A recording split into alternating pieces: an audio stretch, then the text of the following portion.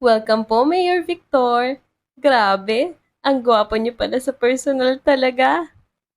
Sabi ng isang empleyada ng munisipyo. Hoy, ano ka ba, Ella?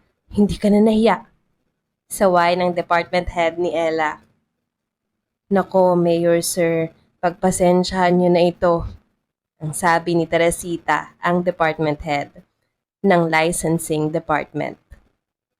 Okay lang po, Ma'am Teresita.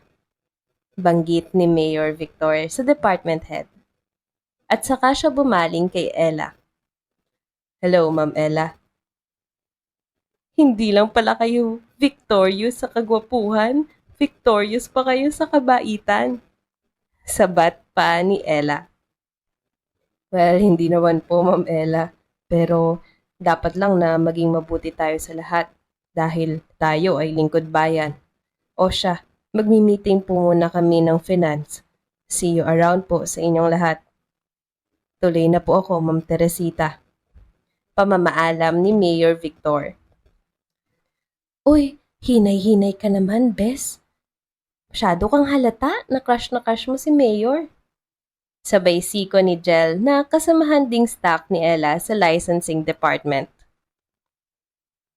Ngayon pa lang ay nahuhusayan na ako kay Mayor Victor. Bata ang edad pero hindi ang pakikitungo. Napaka-matured, magalang. Papuri ni Teresita sa bagong halal na mayor. Nagtungo na sa conference room ng munisipyo si Mayor Victor. Tahimik ang loob ng conference room, malinis, maaliwalas at maayos na nakaayos ang mga upuan at projector. Sa mesa, nakaupo ang mga pinuno ng Finance Department, kasama si Norly Santiago, ang Municipal Treasurer at dalawang internal auditors. May dalawa pang staff na taga-budget office. Pumasok si Mayor Victor Ramirez, dala ang laptop at ilang notes. Maaliwalas ang kanyang mukha. Tumayo ang lahat bilang respeto. Please, remain seated po. Hindi po ako sanay sa mga ganitong pakikitungo. Naglilingkod din lang naman po ako kagaya ninyo. Umupo si Mayor Victor sa gitna. Napatingin siya kay Norly na nakaupo sa kanyang kaliwa. Nakasuot ito ng simpleng blusa, nakasalamin at may aura ng pagiging strikto. Ma'am Norly, magandang hapon po. Kayo po pala si Treasurer Santiago. Bati ni Mayor Victor kay Norly. Magandang hapon po, Mayor. Welcome po sa pagsiserbisyo sa Santa Monica. Salamat po. Narinig ko po ang mga magagandang feedback tungkol sa inyo. 11 years na raw po kayo rito. Tanong agad ni Mayor Victor kay Norly. Yes po, Mayor. Nagsimula po akong finance assistant hanggang sa awa ng Diyos ay na-promote. Medyo naiilang pa sa loob-loob niya si Norly. Hindi siya masyadong sanay ng ganitong interview, lalo na't marami ang nakakarinig. Hindi po awa lang ng Diyos yan, ma'am. Mukhang gawa rin po ng sipag at prinsipyo ninyo. At yan po ang kailangan ko sa mga makakasama ko po sa pagseserbisyo ko po natin sa ating bayan. Tumango lamang si Norly at ang lahat ng mga naroon sa conference room. Nagpasimulang harapin lahat ni Mayor Victor ang mga naroon. Okay, diretsuhin ko na po.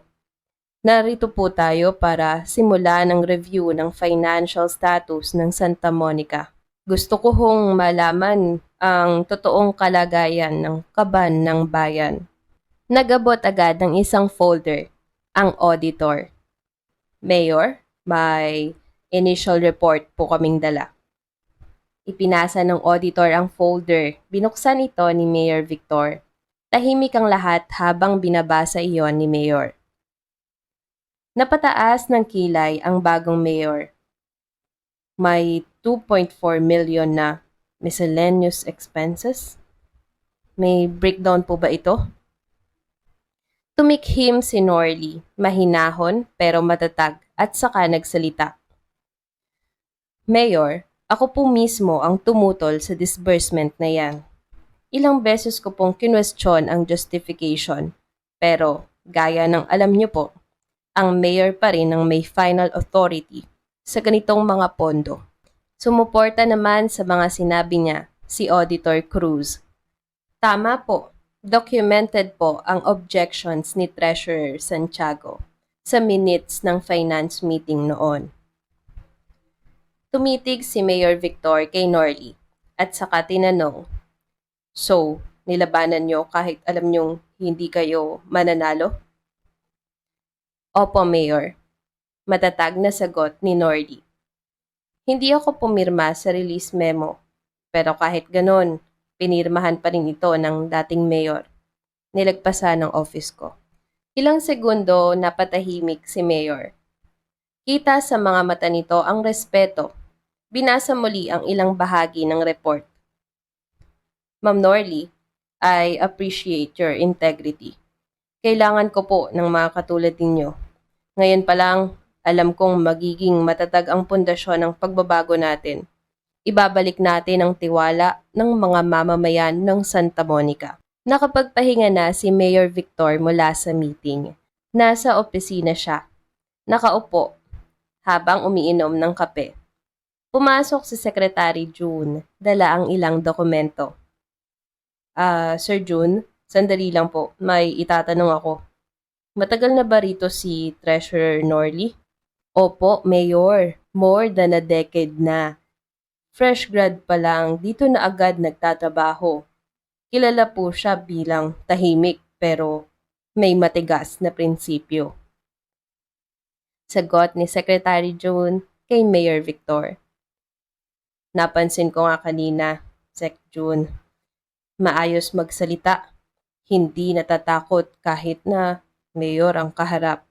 Papuri ni Mayor Victor sa mga nakita niyang ugali ni Treasurer Norly. Ganyan po talaga siya, Mayor. Hindi po siya bumibigay sa pressure. Kahit noong nakaraang administrasyon, madalas pong hindi siya sang-ayon sa mga utos, lalo na kung taliwas sa tama. Kahanga-hanga, ibang klase. Habang tumatango si Mayor Victor, hindi niya maiwasang humanga kay Treasurer Norly. "May respeto po ang mga tao sa kanya, Mayor." Dagdag pa ni June. "Hindi siya pala show pero kapag nagsalita ay talagang may bigat at kapag gumawa, talagang napakamatuwid." "Okay, makikisuyo na lang din ako. Pakipatawag mo si Treasurer Norly at mag-uusap kami rito sa opisina."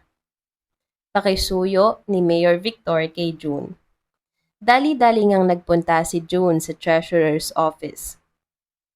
"Ma'am, good morning po. Pinapatawag po kayo ni Mayor." Bungad ni June habang maingat na pumapasok sa opisina. "Regarding saan?" tanong ni Treasurer Norly nang hindi inaalis ang tingin sa hawak na folder. "Hindi po siya nagbanggit, ma'am, pero sabi niya ay importante raw po." Paliwanag ni June. "Sige, susunod na ako. Salamat, sir." Sagot ni Treasurer Norly matapos ang buntong hininga. Iniisip ang mga maiiwang trabaho sa mesa. Kahit pa may mga staff siya, masinsin pa rin niyang tinitingnan isa-isa ang mga papel. Ilang minuto ang lumipas, kumatok si Norly sa pinto ng opisina ni Mayor. Mabilis siyang pinapasok ng secretary at sinalubong ng alkade. "Maupo po kayo, Ma'am Norly." Magiliw na alok ni Mayor Victor, sabay abot ng isang folder. Tahimik na umupo si Norly, ramdam ang tensyon sa hangin. "Nagpapasalamat ako sa oras mo, ma'am. Diretsuhin ko na. Nasa harap ko ngayon ang ilang dokumento mula sa nakaraang administrasyon. May mga disbursement na walang sapat na basehan at ilang transaksyong hindi tugma sa audit logs." Seryosong wika ng mayor habang inilalahad ang laman ng folder. Hindi na nagulat si Norly, bahagyang tumango, saka tumingin sa mayor. Mahigpit kong tinutulan ng mga yan noon, Mayor. Pero sa huli, Mayor pa rin ang may pinal na desisyon. Wala rin ako nagawa. Bakit hindi mo itinuloy ang reklamo? Tanong ni Victor, direkta ang tono. Sinubukan ko, pero wala akong kakampi. Maraming nanahimik, takot mawala ng trabaho. Hindi ko sila masisisi. Ang iba, kampi rin sa nakaraan. Tumango si Mayor Victor, halata ang determinasyon sa mga mata.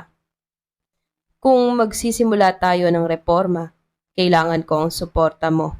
Alam mo kung saan dumaan ang pera at kanino napunta. Sa mga usapang ito ay unti-unting nagkakatagpo ang dalawa. Tila nakakita sila ng makakasalo sa pagbabago. Kung magsisimula tayo ng reforma, kailangan ko ang suporta mo. Alam mo kung saan dumaan ang pera at kanino ito napunta. Paanyaya ni Mayor Victor sa kapwa niya lingkod bayan na kaharap niya. Kung malinaw ang direksyon niyo, Mayor, nariyan ako. Pero tandaan niyo, hindi magiging madali ito. Masakit ang pagbubunyag ng katotohanan. Pagbababala ni Treasurer Norley.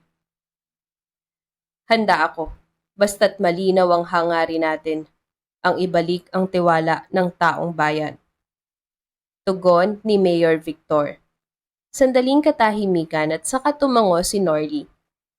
Sabihin niyo lamang po kung saan tayo magsisimula. 2 araw pa lamang buhat ng manungkulan si Mayor Victor Ramirez, ngunit bakas na ang galaw ng pagbabago. Nakatayo siya ngayon sa entablado sa gitna ng plaza. Sa likuran niya, isang malaking LED screen. Sa harap niya, ang mga mamamayan ng Santa Monica, municipal employees at ilang barangay officials. Ang iba'y nakasombrero pa, bitbit ang mga anak. Tahimik silang nakikinig. Simula po ngayon, mga kababayan ko sa Santa Monica. Panimula ni Mayor Victor. Lahat po ng proyekto, mula bilyon hanggang 15,000, nakapost na sa website ng munisipyo. Umikot ang tingin niya sa paligid. Tahimik ang lahat, nag-aabang ng mga susunod na pangyayari. Makikita po ninyo kung saan napupunta ang buwis na pinaghirapan ninyong kitain, kaya marapat lang na bumalik din ito sa inyo sa pamamagitan ng tamang paggastos sa mga programa. Kahit isang kusing, wala hong ililingid sa inyo. Nag-click ang IT staff sa laptop. Lumabas sa screen ang website na may titulong Santa Monica Public Projects. Mga mahal ko pong taga Santa Monica, nariyan po ang listahan ng mga proyekto, pondo, status, at contractors. May comment section din po ito. Dagdag pa ng mayor.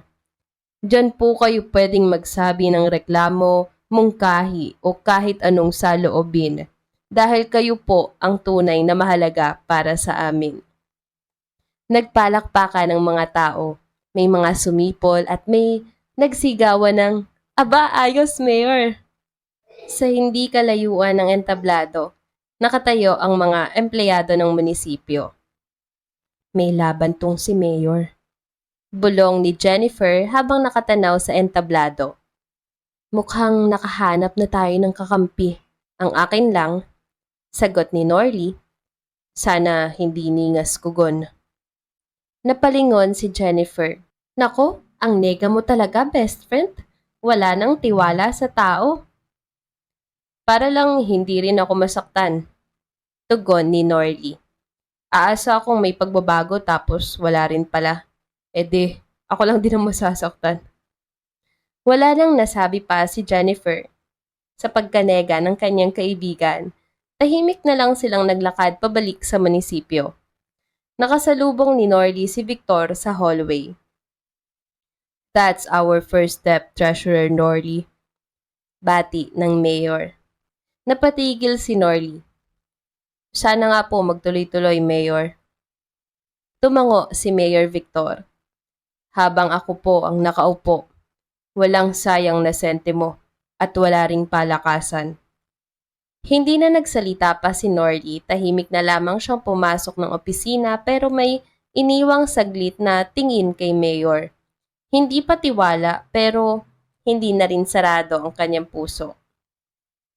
Friend, grabe ka naman. Talagang harap-harapan ginanon mo si Mayor Guapo. Sabi agad ni Jennifer kay Norly sabay siko sa kaibigan. Wala naman akong sinabing masama, Jennifer. Sagot agad ni Norly habang lumalayo ang katawan kay Jennifer. Wala ka ring sinabing maganda. Pambabara agad ni Jennifer kay Norly.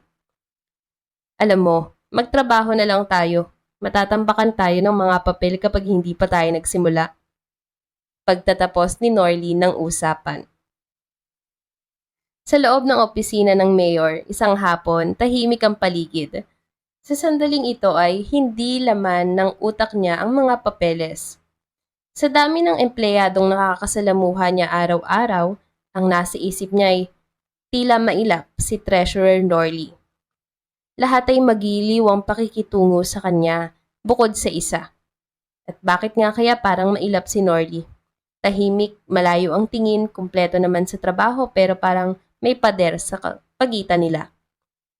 Napabuntong hininga si Mayor habang nakatingin sa salamin ng bintana. Sir June, tawag niya sa staff na nasa gilid ng mesa. Bukod sa matagal nang nagtatrabaho si Norly dito, may iba ka pa bang alam tungkol sa kanya? Napangiti naman si June at tila nang aasar. Nako, sir. Sabi ko na nga ba? Si Ma'am Norly na naman ang iniisip niyo eh. Napangiti na lamang si Mayor, sabay kamot sa batok. Pasensya na ha. Hindi ko talaga maiwasang mabighani sa ganda at tapang niya. Oo, minsan medyo nakakatakot siya. Pero kapag narinig ko ang ibang mga staff na nagkukwento tungkol sa integrity niya, hindi ko maiwasang humanga. Tama ho kayo dyan, Mayor. Sagot ni June. Nga lang ho, kung nililigawan niyo si Ma'am mukhang wala kayong kapag-apag-asa. Napakunot ang noo ni Mayor sa sinabi ni June. Bakit naman? Kasi ho, si Ma'am Norly na broken-hearted na, matagal na. Pero ako ramdam ko pa rin yung sakit. Yung ex niya, dating konsehal. Sa bandang huli, nadamay pa siya sa kaso. Parang mula noon, sinarado na niya ang puso niya, pati tiwala niya sa mga nasa pwesto. Sandaling natahimik ang opisina dahil sa nalamang ito ni Victor. Kaya pala, sa isip-isip niya. Nagtagpo ang tingin nila ni June, wala nang nasabi si Mayor Victor, pero sa loob-loob niya, lalo siyang na-curious. Patuloy ang paggawa ni Mayor Victor tungo sa pagbabago at progreso ng Santa Monica. During the flag-raising ceremony, nakasuot ang lahat ng kababaihan ng Filipiniana. Ang mga kalalakihan naman ay barong ang suot. Lahat ay lumutang ang kagandahan at kagwapuhan. Pero syempre, ang nag-stand out sa paningin ni Mayor Victor ay, sino pa ba? Si Treasurer Norly. Hindi naman maikakailang maganda si Norly. Nga lang, matalas talagang tumingin. Minsan napapailag nga si Mayor Victor na parang umiilag sa bala kapag tinitingnan siya ni Norly. Sumeryoso si Mayor at ibinalik ang focus sa paghahanay ng mga sasabihin niya bilang inspirational message para sa mga empleyado. Ngayon ay nasa harap niya ang lahat ng mga department heads at mga empleyado ng munisipyo, pati na ng barangay. Magandang umaga po sa ating lahat. Una, lubos akong nagpapasalamat sapagkat sa loob lamang ng ilang buwan nating pagsasama, ramdam ko hong may tiwala kayo sa akin. Ramdam ko rin ho ang inyong pagtulong at sa pagsunod ho sa aking mga panukala para sa bayang ating minamahal. Ngunit ito lamang po ang pakiusap ko pa sa inyo. Pakinggan niyo ako. Ngayon po, ang ipatutupad natin ng mahigpit ang hindi pagtanggap ng lagay. Wala nang palusot na permit. Kung may magpupumilit sa inyo, i-report niyo po. Ako ho mismo ang haharap upang ipagtanggol kayo. Pumalakpak ang mga empleyadong natuwa sa sinabing ito ni Mayor Victor. Palihim na nagkatinginan ng ilan. Si Treasurer Norley, nakamasid lang at naka-poker face na naman. Mainit-init pa ang araw pero nagsisimula ng mapuno ng tao ang palengke. Maingay ang paligid, sigawan ng mga tindera, tawaran ng mga mamimili at kalabog ng mga kariton. Sa gitna ng lahat ng ito dumating si Mayor Victor, kasama ang taga-assess ng buwis at 2 tauhan mula sa munisipyo. Suot niya ang simpleng polo barong pero kitang-kita ang otoridad at respeto sa kanyang presensya. Magandang umaga po, bati ni Mayor habang nakangiti, nakikipagkamay sa mga tindera sa gilid ng isdaan. Mayor! Mayor! Dito po kayo sa side namin! Sigaw ng isang tindera, si Aling Lita, na may tindahan ng tuyo at daing. Lumapit si Mayor at agad na iniabot ang kamay. Magandang umaga ho. Kamusta ho ang benta natin ngayon?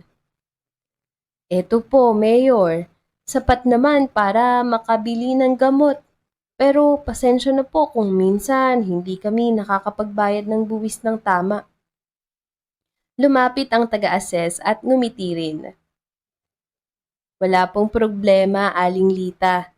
Kaya nga ho, kasama namin si Mayor para ipaliwanag ng maayos kung bakit mahalaga ang tamang koleksyon. Pagkatapos masabi ito ng tax assessor, nagpasimula ng magbanggit ng ilang bilin si Mayor Victor. Ako na ho ang magpapaliwanag. Mga nanay, mga ate, mga kuya. Kapag maayos ho ang koleksyon ng buwis, kayo rin ho ang makikinabang.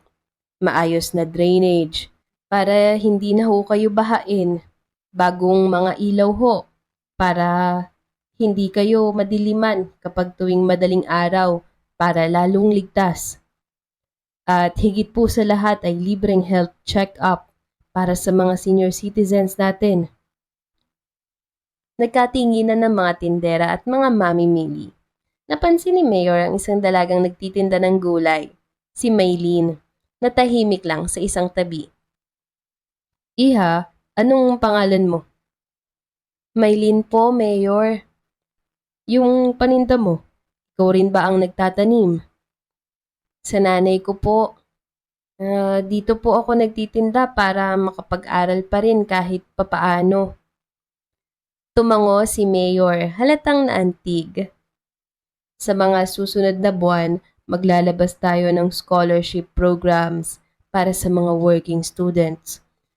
Wala pa man ding katuparan ay naluluha na si Maylene.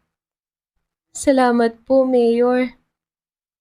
Pagkatapos, isang matanda, si Bang Efren, na halos kalahating siglo nang nagtitinda ng bigas ang lumapit. Mayor, salamat ho talaga. Hulog ho kayo ng langit. Hindi lang mukha ninyo ang malaanghel, kundi pati kalooban nyo pa. Biglang may sigaw mula sa kabilang dulo ng palengke. Mabuhay si Mayor Victor!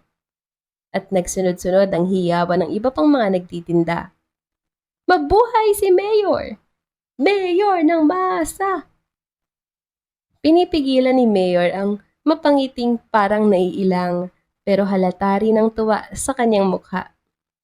Pinatong niya ang kamay sa balikat ng taga-assess. Walang imposible basta magtutulungan tayo.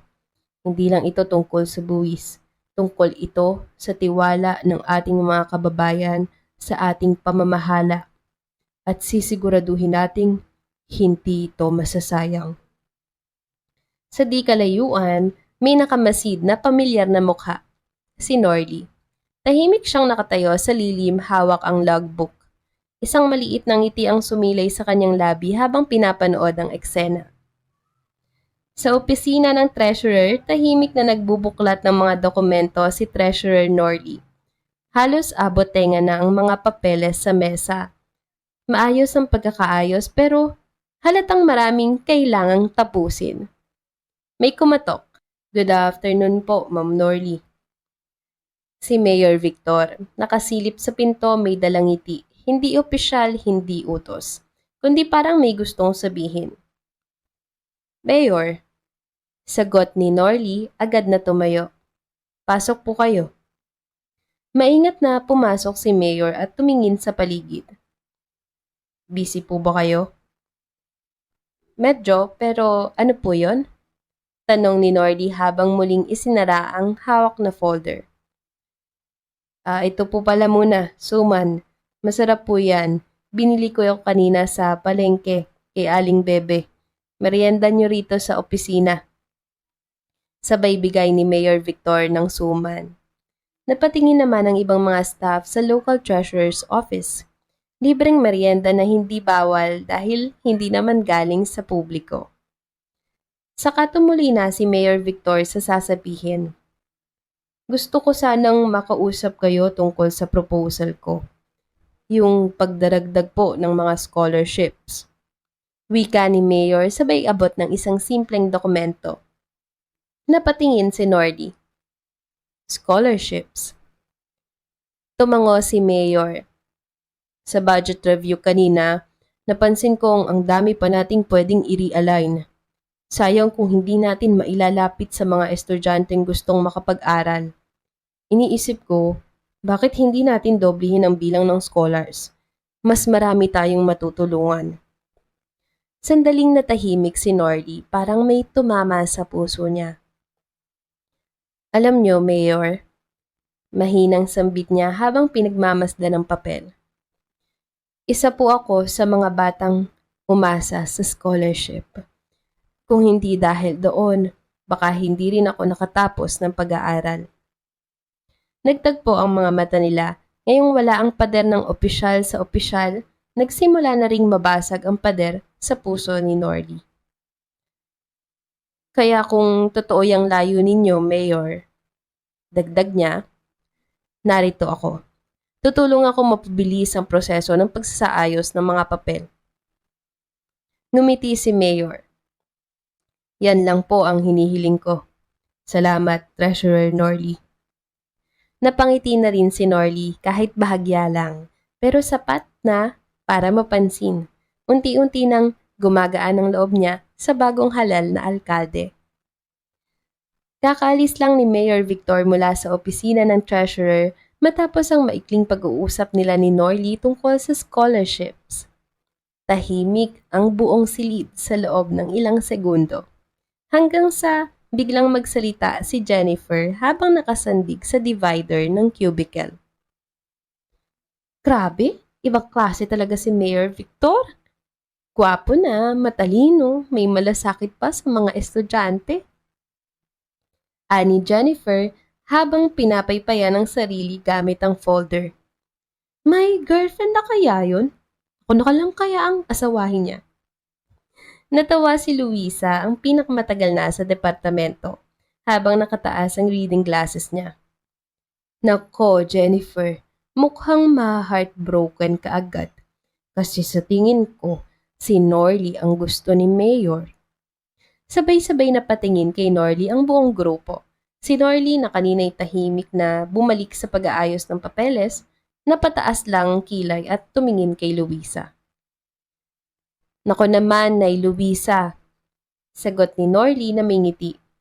Parang nag-abot lang ng suman sa opisina, ako na agad ang gusto.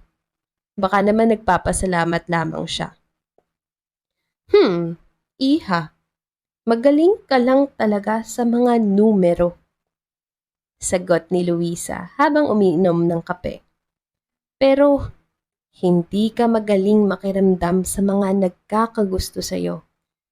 Lagi ko yung nahuhuli, si Mayor.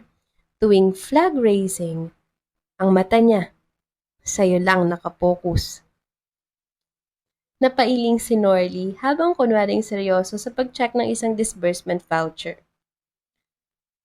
Kaya lang siguro siya nakatingin na kasi iniisip niya kung paano niya ako makukumbinsi na mag-disburse ng pondo.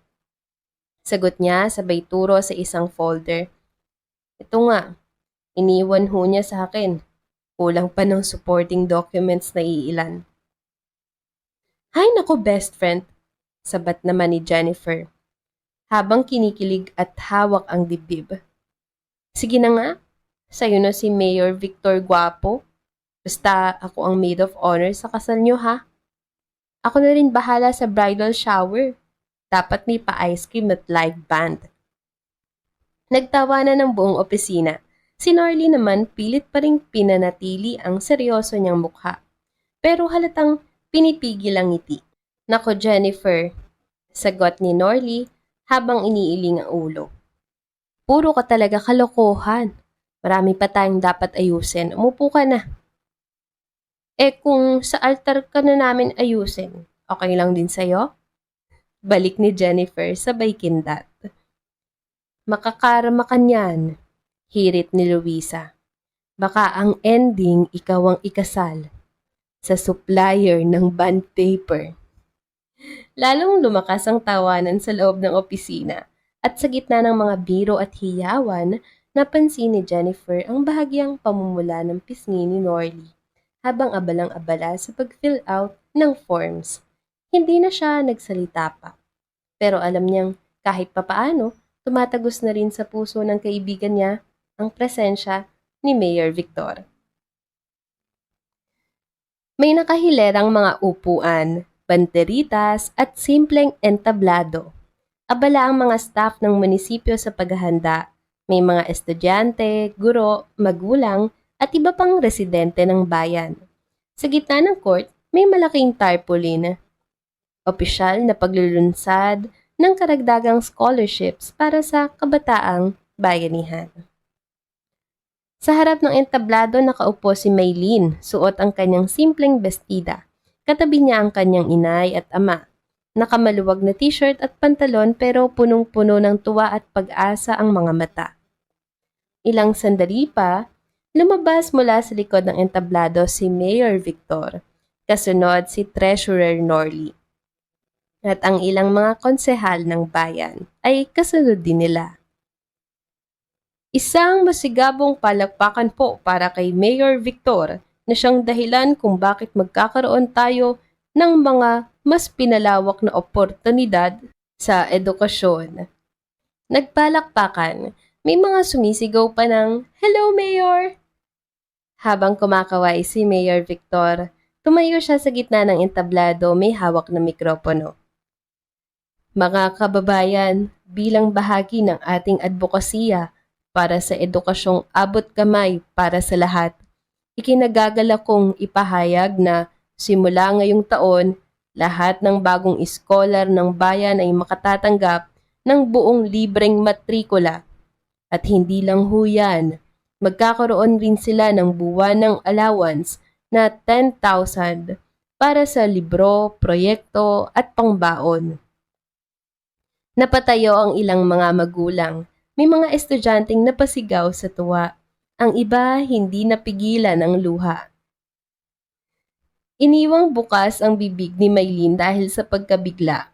Parang hindi makapaniwala. Inay! Inay, naririnig niyo yun? Anak, makakapag-aral ka na nang hindi tayo namumroblema sa upa, sa pamasahe. Sagot ng inay ni Maylene na halos naiiyak. Mayor, maraming salamat po. Hindi niyo lang alam kung anong bigat ang nabunot sa amin. Makakamit na ng anak ko ang pangarap niya na makapagtapos ng pag-aaral. Ang sabi ng ama ni Maylene habang mahigpit ang pagkamay sa mayor. Nakangiti lang si Mayor Victor habang pinagmamasdan ang reaksyon ng mga pamilya. Lumapit si Treasurer Norly at kinuha ang mikropono. Bilang treasurer ng bayan, gusto ko lang pong sabihin na bawat sentimong ilalaan natin dito ay pinagplanuhan at siniguradong mula sa malinis at maayos na koleksyon ng buwis. Kaya sa lahat po ng mga nagbabayad ng tama, kayo po ang tunay na bayani ng mga batang ito. Muling pumalakpak ang lahat. May isang estudyanteng lumapit sa entablado at iniabot ang bouquet ng bulaklak kay Mayor Victor. Para po sa inyo, Mayor. Salamat sa pagbibigay sa amin ng pag-asa. Tanim po namin yan. Napangiti si Mayor mula sa gilid, si Norly naman ay tahimik na nakamasid, pero halatang pinipigil ang damdamin. Maraming salamat po sa inyo, pero hindi ho ito tungkol sa akin. Dagdag pa ni Mayor Victor. Ito ho ay tungkol sa inyo, sapagkat sa inyo rin ho nanggaling ang pampaaral sa mga batang ito. Basta't patuloy po tayong magtutulungan, wala pong kahit isa man ang maiiwan. Sa likod ng kamera ng isang local media, kita si Maylene, niyakap ang mga magulang niya. Nakatingala siya sa entablado na parang noon lang siya nakaramdam ng ganitong klaseng pag-asa. Maingat na kumatok si Norly sa pinto ng opisina ng mayor. Pagkabukas ng pinto, agad na tumayo si Mayor Victor. Treasurer Norly, buti nakadaan po kayo. Maupo po muna kayo. Tahimik lamang na umupo si Norly sa harap ng mesa. May bit-bit na folder. Nadala ko na po yung breakdown ng pondo para sa karagdagang scholarships. Bungad ni Norly. Naka-attach na rin po yung timeline ng disbursement per quarter. Kinuha ni Mayor ang folder at sandaling binuklat, pero mabilis din niyang ibinaba. Hindi ko na muna bubusisiin ito at alam ko namang perfect ang lahat. Sabi ni Mayor sabay tingin kay Norly. Gusto ko lang magpasalamat. Ang bilis ng proseso dahil sa iyo, dahil sa opisina ninyo. Maayos ang lahat, malinis, kaya naging possible yung launching kahapon. Ngumiti lang si Norly. Ginagawa ko lang po yung trabaho ko. Pero hindi lang basta trabaho yon. Sagot ni Mayor. Ramdam ko yung puso mo para sa programa. Napatingin si Norly sa kanya. Scholar din po kasi ako noon. Alam ko yung pakiramdam na walang wala, pero may kakapitan. Napatango si Mayor sa sinabi ni Norly. Kaya pala, alam mo, iba talaga yung paraan mo ng trabaho, detalyado at may malasakit. Napangiti si Norly sa papuri ng Mayor. Salamat naman ho kung gayon ang nakikita ninyo. Pero palagay ko ay mas gusto mo pang kausap ang mga numero kaysa sa mga tao. May halong birong banggit ng mayor. Hindi lang po talaga ako sanay sa pakikipag-usap ng ganito. Pasensya na ho, Mayor. Paliwanag ni Norly. No, huwag kang manghingi ng pasensya. Ayos lang, ano ka ba? Saka biro lang. Ani Mayor Victor. O siya, Mayor, sige, ako ay babalik na sa opisina. Pamamaalam ni Norly. Alright, see you around, Treasurer Norly. Ngumiti si Mayor habang sinasarado ni Norly ang pinto. 2 buwan ang makalipas ay maagang nagpatawag ng emergency press conference si Mayor Victor. Kumalat kasi sa social media ang isang video interview ng 3 scholars na sinasabing hindi raw sila nakatanggap ng kahit piso mula sa programang pang-edukasyon ng LGU. Sa loob ng conference room puno ng media, barangay officials at ilang concerned citizens. Tahimik ang lahat habang nakaupo si Mayor Victor sa harap. Katabi si Treasurer Norly at si Attorney Rivas, ang legal officer ng munisipyo. Hindi kami takot sa katotohanan. Kaya narito po kami ngayon dahil dala po namin ang lahat ng ebidensyang magpapatunay na ang scholarship program ay maayos, malinis at makatao. Mahigpit ang hawak sa papel ni Mayor Victor habang iwinabagayway ito para makita ng lahat ng nasa conference room. Pabulong na nag-uusap ang ilang mamamahayag. Iba't ibang kamera ang nakatutok sa mukha ni Mayor. Agad na nagtanong ang isang reporter. Mayor, may video pong kumakalat ang sabi ng 3 estudyante nag-apply daw sila pero wala silang natanggap. Tapos ang isa sa kanila may picture na kasama raw kayo sa opisina ni Treasurer Norly. Bakit po may mga ganitong aligasyon? Bahagyang tumagilid si Mayor at tumingin kay Norly. Norly, please. Tumayo si Treasurer Norly. Tahimik ang lahat, matigas ang postura niya, pero kalmado ang boses. Una sa lahat, nais kong linawin na ang larawan pong ipinakalat ay kuha sa isang public orientation ng scholarship program. Maraming estudyanteng naroon. Hindi lang yung kami ang nasa larawan. Nagtaas ng folder si Treasurer Norley at binuksan ito. Pangalawa, ayon po sa aming records at mga pirmahan, hindi kailanman nag-apply ang mga estudyanteng nasa video bilang official scholars ng LGU. Wala silang aplikasyon, wala sa master list, at wala ring attendance sa alinmang orientation. Nagbulungan ng media matapos magsalita ni Treasurer Norley. Halatang may nabuong pagdududa sa mga akusasyon. So, fake scholars po talaga sila? Ani ng media reporter. Base sa ebidensya? Oo, sagot ni Treasurer Norley. At kung magbibigay man sila ng kontra-ebidensya, handa po kaming humarap sa korte. Transparent ang sistemang ito. Lahat ng scholars may QR-coded ID.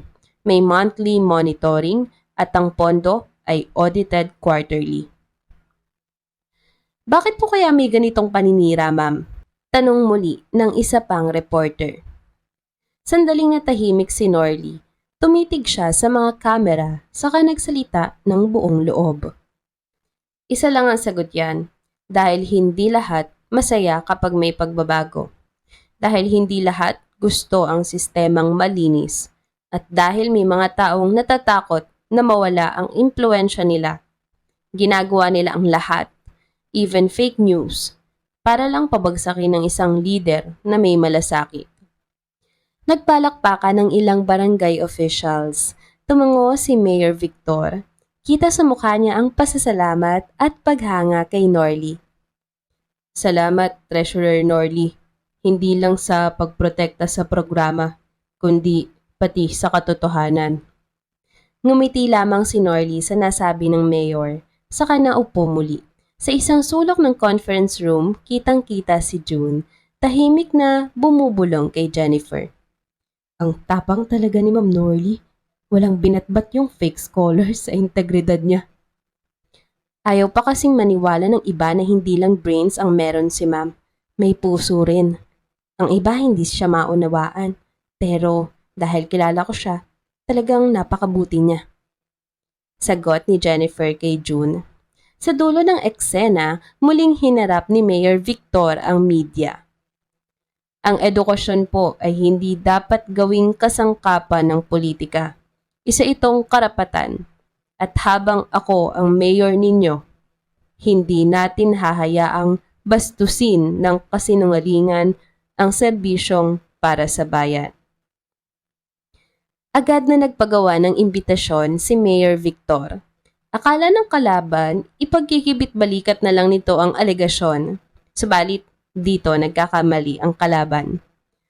Sa conference room muli ng munisipyo, nagtipo ng mga nasa legal office ang mga auditors, si Mayor Victor at si Treasurer Norley. Kasama rin nila ang ilang opisyal mula sa DILG at task force ng NBI Cybercrime Division. Nakaupo sila sa harap ng projector. Ipinapakita ang timeline ng posts, IP addresses at source ng mga peking testimonya. Sir, ang mga video ay in-upload mula sa isang private office sa lungsod. Hindi sila scholars. Well, in fact, isa sa kanila ay empleyado ng dating konsehal na si Antonio Sacedon. Banggit ni Agent Reyes, isang empleyado ng NBI. Napataas ang kilay ni Norley. Sacedon? Yung tumakbo bilang mayor noong nakaraan at natalo? Tanong niya may halong inis. Siya nga po, ma'am. At base sa forensics, may bayad na 30,000 pesos ang bawat fake scholars para sa scripted na testimonya. Dagdag pa ng agent. Humigpit ang panga ni Mayor Victor. Kita ang pigil na emosyon sa kanyang mukha. Hindi lang ito paninira. Panloloko ito sa mga mamamayan. Pinaglaruan nila ang pangarap ng mga kabataan. Sambit ng mayor. Biglang tumunog ang telepono ni Norly. May voice message si June. Ma'am, may meeting sa labas si Sasadon. Nasa hotel malapit lang sa munisipyo. Parang may press people na naman siyang kasama. May impromptu press conference nga si Antonio sa Sedon. Formal lang kanyang suot, nakatayo sa harap ng ilang media, tila handang muling sumabak sa politika. Hindi ko sinasabing korap si Mayor Victor. Panimula niya. Pero dapat niyang ipaliwanag kung bakit may mga batang nagugutom pa rin kahit may scholarship program na. Baka kasi yung pondo na pupunta sa panliligaw, hindi sa serbisyo. Biglang bumukas ang pinto pagkatapos na sabihin iyon ni Antonio sa Sedon. Pumasok si Mayor Victor kasama ang mga taga-NBI at ilang mamamahayag. Kasunod niya si Norly at may hawak na brown envelope. Naggulat si Sasedon at ang mga tauhan nito. Sakto ang dating ko, konsehal. Para may masagot ka rin dahil marami kaming katanungan. Sabi ni Mayor Victor. Lumapit si Norly sa unahan. Mga kababayan, narito po ang certified records ng 120 scholars na aktibong tumatanggap ng mga ayuda buwan-buwan. Panimula ni Treasurer Norly. Lahat sila may resibo, may record ng transfers at monitoring reports. At ito pa, iniabot niya ang envelope sa media. Patunay ito na si Antonio Sasedon ang nagpondo ng paninira. Lahat ng fake na testimonies ay galing sa opisina niya. Lahat ng video ay edited mula sa computer nila. Lahat ng bayad, documented din. Dagdag pa ni Norly, diretso at walang takot. Nagkatinginan ng media, halatang nabigla. Biglang kumilo si Sasadon, parang tatakas pero agad siyang hinarang ng NBI. Pasensya na sir, sabi ni Agent Reyes. May warrant of arrest po kayo. Cyber libel, disinformation, at paglabag sa anti-fake news ordinance ng probinsya. Habang inilalabas na si Sasedon, binalabog ng media ang paligid sa dami ng tanong, pero hindi na nagsalita si Mayor Victor. Tumingin siya kay Norly. Ngumiti si Norly ng bahagya sa kamarahang tumango. Salamat. Bulong ni Mayor Victor. Kung wala ka, baka nagtagumpay na rin sila. Hindi ka dapat magpasalamat sa akin. Bulong din ni Norly. Ginawa ko lang ang tama. Kayo rin po. Ginawa niyo rin ang tama. Humarap si Mayor Victor sa media. Paninira ang sandata ng mga takot sa pagbabago. Aniya. Pero hanggat may mga taong naninindigan para sa tama, hindi kailanman magwawagi ang kasinungalingan. Sa loob ng mayor's office, tahimik ang silid, naiwang bukas ang bintana at mula roon ay pumapasok ang malamig na hangin ng gabi. Nakaalis na ang media, ang NBI at ang DILG. Si Victor at Norly na lang ang natira. Nakaupo si Victor sa upuan sa likod ng kanyang mesa, hawak ang isang lumang larawan ng scholarship launching ceremony. Panahong nagsisimula pa lang ang programa. Tahimik na lumapit si Norly at may dalang 2 tasa ng kape. Timplado yan, gusto mong matapang kapag pagod ka, di ba? Sabi niya, sabay abot ng tasa. Tinanggap ito ni Victor sa kabahagyang tumango. Naalala mo yung unang scholar nating umakyat sa stage? Si Maylene? Tanong ni Victor. Ah, yes. Sagot ni Norly. Yung laking palengke na ngayon ay cum laude na? Napangiti si Victor. Dahil sa kanya, ipinaglaban ko to. Dahil sa lahat ng batang umaasang may gobyernong kakampi sila. Tahimik silang uminom ng kape, walang salita hanggang sa bumasag muli ng katahimikan si Norly. Hindi lang ikaw ang lumaban, Victor. Tayong dalawa to. Lahat ng taong naniniwala sa programa mo. kasama mo rin. Tumingin si Victor sa kanya. Punong-puno ng pasasalamat. Maraming salamat. Mahinang sabi niya. Pero minsan parang gusto ko na lang ding sumuko, hindi dahil sa takot kundi sa pagod. Tumayo si Nordy, lumapit sa likod niya at marahang ipinataw ang kamay sa balikat nito. Kapag napagod ka, magpahinga ka. Pero huwag kang susuko. Kasi kapag ikaw ang bumitaw, sino pang aasahan ng mga tulad ni Maylin ngayon? Tahimik si Victor. Damdamang bigat ang emosyon, tumango siya saka muling tumingin sa larawan. Tama ka, hindi ako susuko. Sabi ni Victor, mas tiyak ang tinig ngayon. Hanggang sa huli. Nagkatinginan silang dalawa, sapat na ang mga tingin para sabihing magkakampi tayo hanggang dulo. Bumungad si Mayor Victor sa pintuan. Abala si Norly sa pag-check ng quarterly budget. Naka-eyeglasses siya, tiklop ang noo at halatang focused. Alam mo, Ma'am Norly, kung pa-contest yung pagkunot ng noo, panalong-panalo ka na. Subalit hindi tumingin si Norly. Dinedma lamang ang mayor. Hindi ko kailangan ng audience, Mayor, lalo na kung istorbo. Napangiti lang si Mayor, pumasok at umupo sa harap ng mesa ni Norly. Hindi naman ako istorbo, concerned lang. Pero kahit na nakakunot ang noo mo, maganda ka pa rin. Napatingin si Norly, isang segundo ng katahimikan at ibinalik din niya agad sa papel ang tingin niya. Mayor, may trabaho pa ako. Lumingin lang si Mayor pero may ngiti pa rin.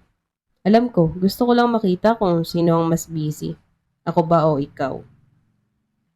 Sa covered court, isang hapon, naglalakad si Mayor Victor sa gitna ng mga upuan. Nasa entablado si Norly ang nag-aasikaso sa mga scholar. Iniaabot niya ang certificates habang nakangiti. Lumapit ang isang matandang lola kay Mayor. Mayor, yung maganda sa stage. Asawa mo ba? Si Mayor Victor ay napatingin kay Norly dahil siya lang naman ang babaeng nasa stage. Sandaling natigilan tapos ngumiti. Hindi po, nanay. Pero sana balang araw po. Kahit na maingay, hindi nakaligtas sa pandinig ni Norly ang mga salitang iyon. Hindi siya nagpahalata pero hindi rin niya mapigilang ngumiti. Nang gabi na, nasa opisina pa rin silang dalawa magkaharap, parehong pagod pero hindi pa rin umaalis. Hindi ko alam kung bakit narito ka pa, Mayor. Dapat nasa bahay ka na. Actually, sanay naman akong maiwang mag-isa at mag-overtime. Saka hindi rin ako sanay na yung mga mayor ay kasama ko na naririto. Well, it's my choice, Treasurer Norly. At isa pa, nariyan pa rin naman sa labas si June. Huwag kang mag-alala at hindi naman tayo mai-issue. At saka, ayos na ayos lang sa akin dahil kapag ikaw ang kasama, parang hindi sayang yung overtime. Hindi na pabiro ang pagkakasabi ni Mayor Victor at ramdam din naman ito ni Treasurer Norly. Norly? Alam mo bang matagal na kitang gusto? Pabulong ni Mayor, hindi niya inaasahang maririnig iyon ni Norly. Narinig iyon ni Norly. Hindi agad siya sumagot. Tumayo lamang siya at kinuha ang folder, saka tumingin sa Mayor. Pag nag-confess ka ulit, siguraduhin mong hindi overtime, hindi sa opisina, may bulaklak, at higit sa lahat, hindi na ikaw ang nakaupong mayor. Ngumiti siya, umalis ng dahan-dahan. Naiwan si Victor, ngumiting parang tinamaan na nga talaga. Sa ceremonial turnover, may stage, media at banderitas. Paalis na si Mayor Victor bilang mayor. Formal ang suot pero kita sa mata ang lungkot. Nasa audience si Norly, naka-pink blouse, simple pero eleganteng bihis. Nasa likod lang siya, hindi nakaupo sa VIP. Nagbigay ng farewell speech si Victor. Sa loob po ng 9 na taon, kasama ko kayong lumaban sa korupsyon, sa kasinungalingan at sa sistema. Maraming salamat po sa tiwala ninyo. Huminto siya, tumingin sa likod ng audience, nagkita ang mga mata nila ni Norly. At sa isang taong hindi kailanman naghanap ng spotlight, pero laging nandyan. Salamat sa iyo. Nagulat ang mga tao, nagpalakpakan, kahit na hindi binanggit ng mayor ang pangalan, alam naman na iyon ng lahat, si Norly yon. Kakatapos lang ng program, papalabas na si Norly. May humintong kotse sa gilid niya. Bumaba si Victor, wala na ang suot na barong. Norly, wait! Lumingon si Norly. Naglakad palapit si Victor sa kanya. May dalang bouquet ng bulaklak. Remember nung sinabi mo na kung magko-confess ako ulit ay hindi na overtime, wala na sa opisina at may hawak akong bulaklak at lalo na nga hindi ako mayor. Eto na. Wala nang nasabi si Norly. Tahimik lamang niyang tinanggap ang bulaklak ng may ngiti. Ang yabang mo. Alam ko, pero totoo yung nararamdaman ko. Sagot ng mayor sa 3 salitang sinabi ni Treasurer Norly. Pero congressman na pala ngayon ang manliligaw ko? Sabay ngiti ni Norly. Pwede ba akong manligaw bilang Victor lang? Walang titulo, walang posisyon? Ang sabi ng dating mayor na si Victor. Tingnan natin, pero dapat mag-apply ka muna. Pabirong sabi ni Treasurer Norly, pero ramdam na ni Victor ang pagpayag ng dalaga. Sa municipal office, tahimik ang buong opisina, may kanya-kanyang trabaho ang lahat pero halata ang kilik sa paligid. Bago ang setup, may mga bagong empleyado. Si Norly ngayon ay municipal administrator na, abala sa pagbubuklat ng mga papeles. Biglang dumating si Jennifer, ang kanyang matalik na kaibigan, dala ang kape. Ang swerte naman talaga ng aking best friend. Gwapo na, mabait pa ang boyfriend at ngayon, congressman pa. Napailing na lang si Norly pero hindi maitago ang ngiti. Hi, halos 12 years na tayong magkasama pero di ka pa rin nagbabago. Madaldal ka pa rin. Napatawa si Jennifer. Nagtungo rin sa bagong opisina ni Norly si Luisa, ang auditor sa munisipyo. Sabi ko na nga ba iha at kayo rin ang sa huli. Hanga ako sa inyo. Hinintay ninyo ang isa't isa. Napaka-professional. Tumayo si Norly, pinisil ang balikat ni Nanay Luisa. Salamat ho, Nay Luisa. Siyempre, ang ginagawa po natin ay para sa bayan. Hindi pwedeng haluan ng personal habang nasa serbisyo. Aba, ngayon, pwede na. Wala ka ng boss. Hindi mo na siya boss. Puso mo na lang. Nagkatawanan sila tapos may dumating na delivery. Isang bouquet of white roses at may nakalagay na card. Oy, oy! Araw-araw na lang to ha? Grabe ng pang-iigit to, best friend. Sabi ni Jennifer kay Norly. Puno ng puding bulaklak. May hanging capes chandeliers. Ang venue ng kasal. Si Congressman Victor, nakabarong, naghihintay sa mapapangasawa niyang si Norly. Mukhang kabado pero hindi matanggal ang ngiti sa kanya. Sa gilid naroon si Nay Luisa, umiiyak na ng kaunti. Sa kabilang gilid si Jennifer, ang maid of honor. Abot ang ngiti rin. Tumugtog ang wedding march. Pumasok si Norly naka-wedding gown. Simple pero elegante ang dating. May pagka-emotional pero matatag ang lakad. 10 taon ng paghihintay.